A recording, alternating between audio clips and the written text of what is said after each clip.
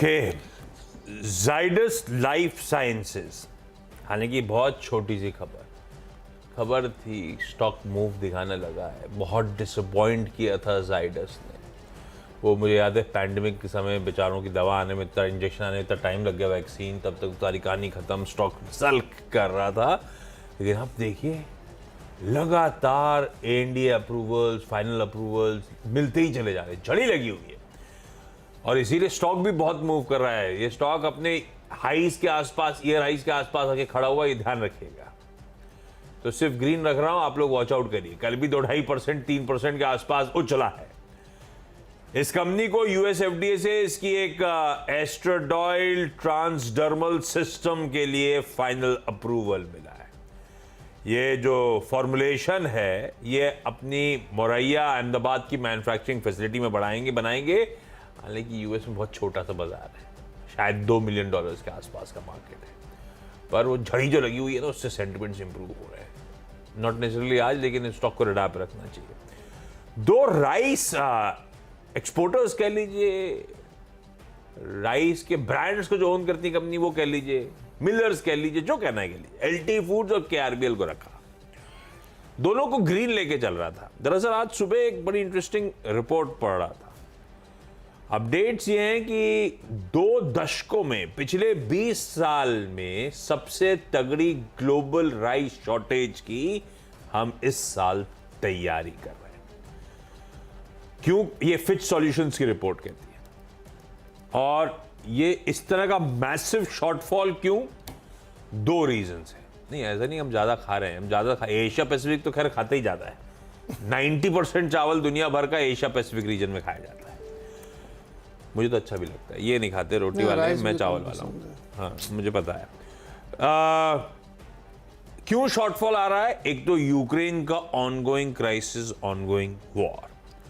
दूसरा weather related issues. 2 prominent rice producing economies, China और पाकिस्तान। तो उसके चलते बहुत तगड़ा स्ट्रेन्ड सप्लाई है और इसीलिए वो दिक्कतें आ रही हैं सप्लाई को, और शायद प्राइसेस और एस्केलेट करे। ये 2 दशकों बाद इस तरह का जो ग्लोबल शॉर्टफॉल की सिनेरियो बनता ही चले जा रहा है। इसलिए रख रहा हूं दोनों को रडार पे। अब इसका नॉट नेसेसरली कोई इमीडिएट इंपैक्ट हो, सिर्फ रडार पे रखते हैं। खबर इंटरेस्टिंग है, देखते हैं आज बिहेवियर इन राइस कंपनीज का। 2 ही रखे, चाहते तो और रखता, फिर मैंने कहा पता नहीं, क्योंकि कोई इमीडिएट ट्रिगर तो दिख नहीं रहा था, इसलिए ज्यादा नहीं रखे। 2 ही एक्सपोजर रख रहा हूँ, दोनों ग्रीन लेके चलता हूँ। अच्छा, अगले तो मेरे ग्रीन है, वो भी ऑयल की थ्योरी पे ही है। चेन्नई पेट्रो और एमआरपीएल। एक खबर और थी उसी विंडफॉल वाले खबर के साथ कि जो डीजल है उस पर इन्होंने ड्यूटी हटा दी है। तो देखिए, एक्सपोर्ट तो हो नहीं पाता एक्चुअली, सच्चाई बात तो ये है, लेकिन थोड़ा बहुत होता भी है तो उससे सेंटिमेंट इम्पैक्ट होता है कि प्राइसिंग आपको बहुत अच्छी मिलती है। फिर इसका बिगेस्ट बेनिफिशियरी रिलायंस होगा, लेकिन उसको हम लोग लेते नहीं है। तो चेन्नई पेट्रो और एमआरपीएल इसीलिए हमने रखा है क्योंकि ये दोनों ही खाली फिनिश प्रोडक्ट बनाने वाली रिफाइनरीज हैं। हालांकि एक मैं आपको यहाँ पे कैवियट ये दे दूँ कि ग्लोबली रिफाइनर्स के मार्जिन बहुत बुरी तरीके से कमज़ोर पड़ रहे हैं बिकॉज ऑफ डिमांड।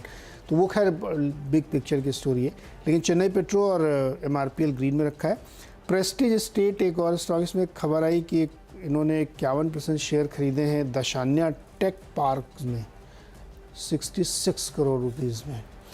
देखिए, ये जो साउथ की कंपनी ना, प्रेस्टीज, ब्रिगेड और एक और कौन सी उधर पूर्वांकरा, इनमें से आप किसी से भी बात करिए तो सब में एक बड़ा कॉमन थ्रेड ये लोग बताते हैं कि इनके यहाँ की जो ग्रोथ है ना वो बहुत स्टीडी है। 5, 7, 8% की ग्रोथ कंटिन्यूस चलती है। वो ना बहुत ज़्यादा वहाँ पे मुंबई जैसा है कि एकदम से 20, 30, 40% के गेंस हो जाए फिर एकदम से गिर जाए, ऐसा वहाँ नहीं होता।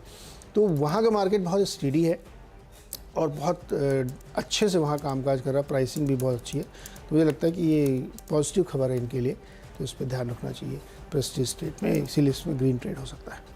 ब्रेक ले लें, छोटा सा ब्रेक, और ब्रेक से लौट के आके अगले 4 स्टॉक्स।